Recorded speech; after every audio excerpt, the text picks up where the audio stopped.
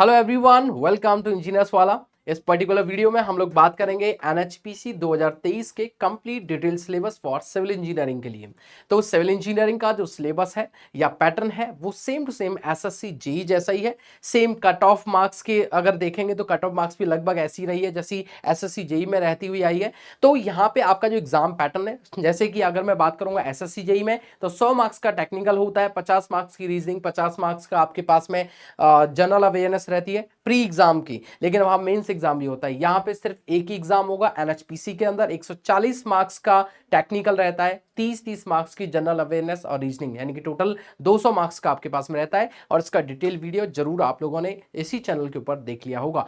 अब यहां पे मैं बात करूंगा कि जैसे मैं सबसे पहले बात करूं आपका जो जूनियर इंजीनियर सिविल के लिए, यहाँ पे सबसे पहला जो सेक्शन है वो है आपके पास में जनरल इंटेलिजेंस और रीजनिंग का। और यहाँ पे ये आपके पास में 30 मार्क्स को कवर करता है, ठीक है। और इसमें कंप्लीट वही सिलेबस है जो कि आप लोगों का एसएससी जेई में रहता है। इसका एसएससी जेई का जो सिलेबस है वही सेम टू सेम यहाँ पे रखा गया है, चाहे वो रीजनिंग हो चाहे वो जीके हो। और इसका भी कंप्लीट डिटेल हमने आपको एक पर्टिकुलर वीडियो में दे दी थी। इसमें मैं आप बात करूंगा क्योंकि लास्ट वीडियो के अंदर हमने सिविल इंजीनियरिंग में सिर्फ सब्जेक्ट के नाम बताए थे, लेकिन यहाँ पे मैं बात करूंगा कि कौन कौन से पार्ट्स हैं जो पर्टिकुलर सब्जेक्ट्स के अंदर आएंगे या टॉपिक्स के बारे में भी बात करेंगे। सबसे पहले बिल्डिंग मटेरियल में कुछ फिजिकल और chemical properties, classification, standard test, uses और the manufacturing quarrying of the material. मतलब मटेरियल का मतलब है मैन्युफैक्चर कैसे किया जाता है मटेरियल का, उसका सोर्स क्या है, उसकी प्रॉपर्टीज क्या है, फिजिकल प्रॉपर्टी क्या है, केमिकल प्रॉपर्टी क्या है, उन सभी के बारे में बात करेंगे। जैसे कि बहुत सारे आपके मटेरियल्स हो सकते हैं, स्टोन है, सिलिका बेस्ड मटेरियल है,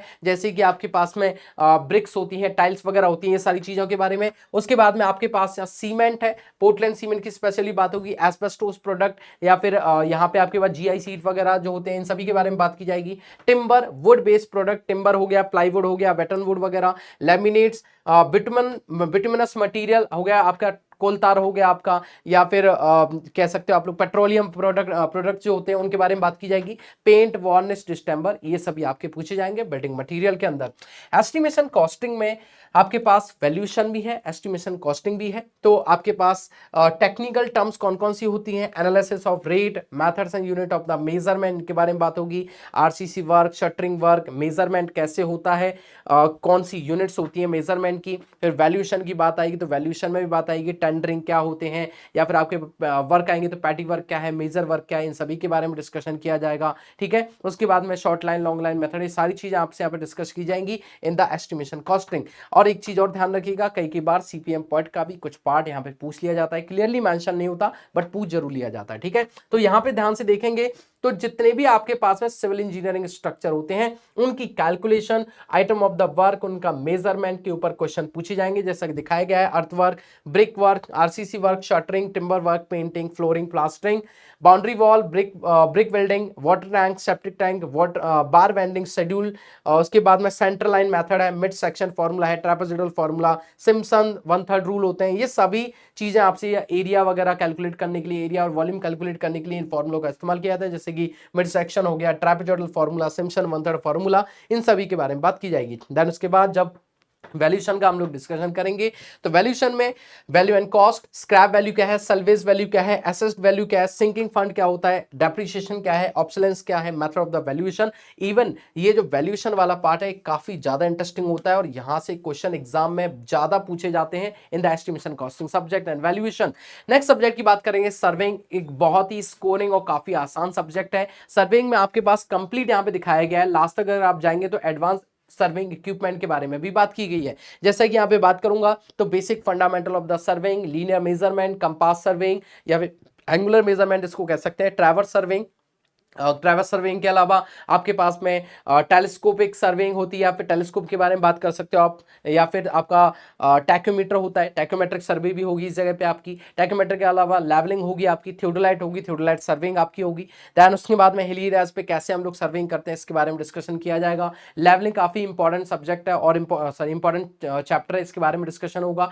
दैन उसके बाद में आपके पास कंटूर सर्वे भी कराया जाएगा। कंटूर सर्वे काफी इंपॉर्टेंट आजकल हो गया है और एग्जाम में काफी क्वेश्चन क्वेश्चंस आने लगे हैं। इसके अलावा एडवांस इक्विपमेंट जो होते हैं जैसे कि ईडीएम आपका हो गया, या फिर आपके पास में ट्राइपॉड के कितने टाइप्स हो सकते हैं, या फिर अलग अलग स्टाफ जो होता है कितने टाइप का होता है, इनके लीस्ट काउंट कैसे कैलकुलेट किए जाते हैं, बहुत सारी चीजें आपसे सर्वेइंग के अंदर पूछी जाएंगी। तो यहाँ पे जैसे आपको दिखाया गया है कि प्रिंसिपल ऑफ सर्वेइंग क्या है, measurement of distance, chain survey, working of the prismatic compass, compass traversing, bearing क्या होता है, लोकल अट्रैक्शन क्या है, प्लेन टेबल सर्वे के क्वेश्चन काफी ज्यादा आते हैं। ठीक है, theodolite surveying, adjustment of theodolite, levelling, definition of term use in levelling, contouring, curvature, refraction correction, temporary और permanent adjustment of dumpy level, method of contouring, contour map क्या होता है, tacheometry survey, curve setting, curve का भी कुछ question आते हैं जैसे लेंथ ऑफ द टेंजेंट आ जाता है, या फिर आपके पास में डिग्री ऑफ द कर्व आ जाता है। ठीक है, बहुत ऑफसेट्स वगैरह क्या होते हैं, सारे क्वेश्चन आपसे यहाँ पे पूछे जाते हैं। फिर अर्थवर्क कैलकुलेशन और एडवांस सर्विंग इक्विपमेंट के बारे में डिस्कशन होगा।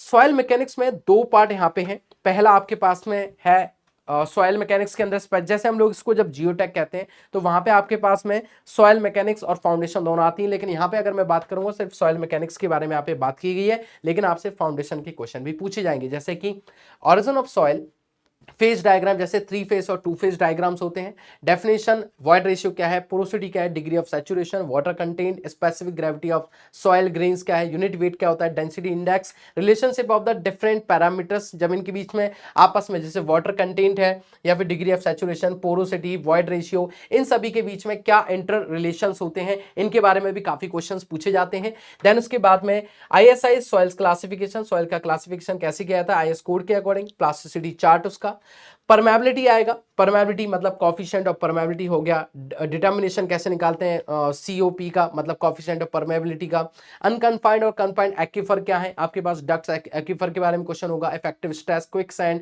कंसोलिडेशन के भी क्वेश्चन आएंगे, कॉम्पैक्शन के भी क्वेश्चन आएंगे आपके पास में। ठीक है, तो ये आपके पास और कुछ टेस्ट होंगे, जैसे आपके पास ट्राई एक्सेल टेस्ट होता है, वेन शियर टेस्ट यहाँ पे लिखे हुए, डायरेक्ट शियर टेस्ट, ये सभी आएंगे।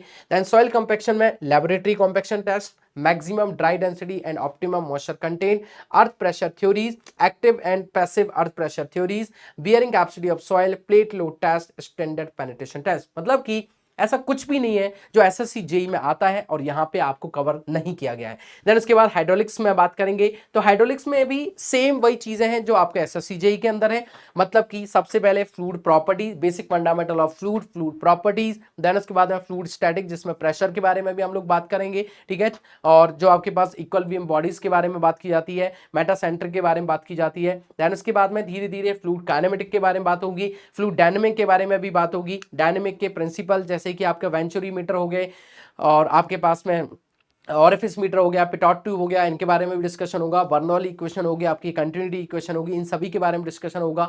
देन उसके बाद में बकिंगम स्पाई रिलेशन थ्योरम्स होती हैं, उनके बारे में कंप्लीट डिटेल यहाँ पे दी जाएगी। तो ये सब फ्लूइड मैकेनिक्स होगा। देन आपके पास टर्बाइंस होते हैं, पंप्स होते हैं, आपके हाइड्रोलिक मशीन्स होती हैं, उनकी एफिशिएंसी कैलकुलेट कैसे की जाती है, इन सभी के बारे में कंप्लीट डिस्कशन किया जाता है। Open channel flow, hydraulic gradient line क्या होती है, HGL EGL क्या होते हैं, इन सभी के बारे में कंप्लीट डिस्कशन फ्लूइड मैकेनिक्स में देखने को मिलेगा। देन उसके बाद इरिगेशन और हाइड्रोलॉजी की बात करूंगा तो इरिगेशन और हाइड्रोलॉजी दो अलग अलग पार्ट है। सिंपली अगर हम लोग बात करते हैं तो हाइड्रोलॉजी अगर मैं बोलता हूं तो हाइड्रोलॉजी एक नेचुरल प्रोसेस है और इरिगेशन जो है आपके पास में वो एक आर्टिफिशियल प्रोसेस है। तो दोनों को ध्यान से समझेंगे। एक बार हम लोग हाइड्रोलॉजी जिसमें स्पेशली हाइड्रोग्राफ के बारे में डिस्कशन किया जाता है, और आपके पास इरिगेशन जहां पे हम लोग सिंचाई साधन किस तरीके की हो सकती हैं, मेथड्स क्या क्या तरीके होते हैं, कुछ बेसिक टर्म्स, उनके रिलेशन, उनके डेरिवेशन, लेसिस कैनेडीज थ्योरी, इन सभी के बारे में यहाँ पे डिस्कशन कहां पे होगा, इरिगेशन इंजीनियरिंग के अंदर होगा।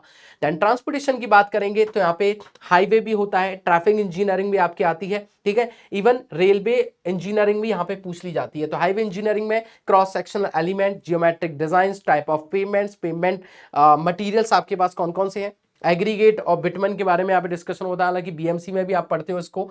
डिफरेंट टेस्ट, कौन कौन से टेस्ट हैं इनके, फ्लेक्सिबल और रिजिड पेमेंट की डिजाइन कैसे की जाती है, यानी कि water bound, macadam, wet mix macadam, gravel road, bituminous construction, rigid pavement joint, pavement maintenance, pavement का मेंटेनेंस कैसे होगा, हाईवे ड्रेनेज। रेलवे इंजीनियरिंग में देखेंगे तो आप component of permanent ways, sleeper के बारे में, ब्लास्ट के बारे में, fixtures, fastening, track geometry, point crossing, track junction, मतलब एक एक शब्द को बहुत ही बारीक तरीके से दिया गया है। आप एक एक बार ध्यान से देखेंगे तो देखो यहाँ पे आपका हाईवे इंजीनियरिंग है, उसके बाद यहाँ पे आपका रेलवे इंजीनियरिंग है, उसके बाद यहाँ से आपका ट्रैफिक इंजीनियरिंग है। ट्रैफिक इंजीनियरिंग में different traffic surveys, speed, flow density, their inter relationship, intersections, interchanges, traffic signals, traffic operations, traffic signs, markings, road safety, सब कुछ आप लोगों को इस सब्जेक्ट में पूछा जाएगा। देन इसके बाद एनवायरमेंटल इंजीनियरिंग, हालांकि इतना ज्यादा बच्चे डिटेल में नहीं पढ़ते हैं, लेकिन फिर भी एसएससी जेईई में, लेकिन यहाँ पे पढ़ना पड़ेगा, क्या पता इसी में से ज्यादा क्वेश्चन आ जाए।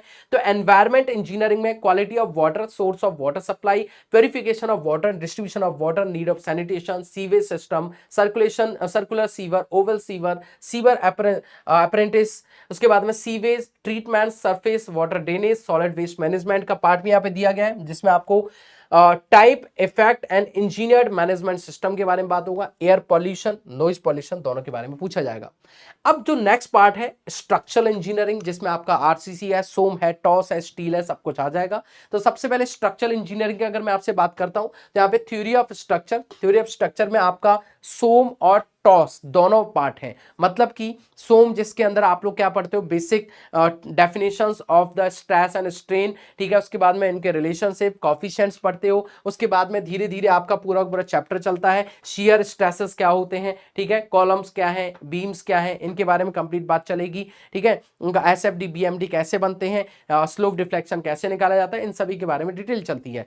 देन उसके बाद जो आपके पास में थ्योरी ऑफ स्ट्रक्चर है, वहां पे आर्च लिंटल आपके हो गए हैं, आपके पास में डिटर्मिनीज को कैलकुलेट करना, जैसे कि कोई स्ट्रक्चर इनडिटर्मिनेट है, डिटर्मिनेट है, वहां पे कैलकुलेशन करना, हिंज पॉइंट कैलकुलेट करना, ये सारी चीजें आपसे पूछी जाएंगी कहां पे, स्ट्रक्चर एनालिसिस में। मतलब टोटली आपको सिलेबस देखना पड़ेगा। कंक्रीट टेक्नोलॉजी में बात करेंगे तो कंक्रीट टेक्नोलॉजी बीएमसी से अलग यहाँ पे रखी गई है। कंक्रीट टेक्नोलॉजी के अंदर आप लोगों को क्या मिलता है, सबसे पहले मैन्युफैक्चरिंग ऑफ द कंक्रीट, जिसमें कि आपका cement, aggregate, admixtures, water, sand, सब कुछ आ जाता है। देन उसके बाद आप लोग कैसे उसका प्रोसेस ऑफ द सीमेंट आता है, sorry process of the concrete, process का मतलब है उसकी सबसे पहले आपने मैन्युफैक्चरिंग में या प्रोसेस में आप ले लोगे तो मिक्सिंग कैसे की, मिक्सिंग के बाद में आप लोगों ने उसकी बैचिंग कैसे की, या फिर कहूंगा कि बैचिंग कर लो फिर मिक्सिंग करते हैं, बैचिंग कैसे की, मिक्सिंग कैसे की, ट्रांसपोर्टेशन कैसे किया, प्लेसिंग कैसे किया, प्लेसिंग के बाद में फिनिशिंग कैसे की, क्यूरिंग कैसे की, और उसके बाद में जब सरफेस आपका हार्ड हो गया उसके बाद में उसका बिना उसको डैमेज किए नॉन डिस्ट्रक्टिव टेस्ट कैसे किए, ठीक है, ये सारा हमें पढ़ना होता है। फिर वर्कैबिलिटी ऑफ द कंक्रीट यहाँ पे डिस्कशन करेंगे, वर्कैबिलिटी के टेस्ट डिस्कशन करेंगे, उनके कुछ बेसिक डेटा और पैरामीटर्स के बारे में डिस्कशन होगा, और लास्ट में स्पेशल टाइप ऑफ कंक्रीट के बारे में हम लोग कंक्रीट टेक्नोलॉजी में पढ़ते हैं। देन लास्ट में आपका स्टील डिजाइन, स्टील डिजाइन में हालांकि बहुत ज्यादा डिटेल में मेंशन नहीं, लेकिन फिर मैं आपको बता देता हूं, स्टील डिजाइन के अंदर हम लोग basic IS recommendation of the steel को पढ़ते हैं, आईएस कोड 800 2007 के अकॉर्डिंग। देन उसके बाद में स्टील डिजाइन के अंदर हम लोग देखते हैं मेन जो चैप्टर्स होते हैं, कुछ आपके पास में परमिसिबल वैल्यूज होती है, उनका डिस्कशन करना होता है, बेसिक सेक्शंस या स्टील टेबल के बारे में बात करनी होती है। देन उसके बाद में कनेक्शन चैप्टर, जिसमें बोल्ट, रिवेट और वेल्डिंग का डिस्कशन होगा। देन उसके बाद में आप लोग बीम डिजाइन भी इसी से पढ़ते हो, कॉलम या फिर बेस, कॉलम बेस को भी पढ़ते हो यहाँ से आप लोग। उसके अलावा स्टिफनेस गेडर पढ़ते हो, या फिर कहूंगा गैंट्री गेडर होते हैं आपके पास, प्लेट गेडर, वो सब यहाँ पे आपको पढ़ना होता है। उसके बाद आपके पास में सबसे लास्ट में यहाँ पे कोलैप्स लोड हम लोग पढ़ते हैं, प्लास्टिक एनालिसिस। तो ये आपके सारे के सारा जो सिलेबस है ये सिविल इंजीनियरिंग का आपको पढ़ना होगा। एसएससी जेईई की जो बच्चा तैयारी कर रहा है, एनएचपीसी का सिलेबस एज इट इज हूबहू वहीं से कॉपी किया गया है, ठीक है। तो उम्मीद कर रहा हूं कि आप लोगों को एनएचपीसी का सिलेबस बेहतर तरीके से समझ में आया होगा। मिलेंगे इसी तरीके की एक और बेहतरीन वीडियो के साथ, तब तक के लिए thank you so much, take care.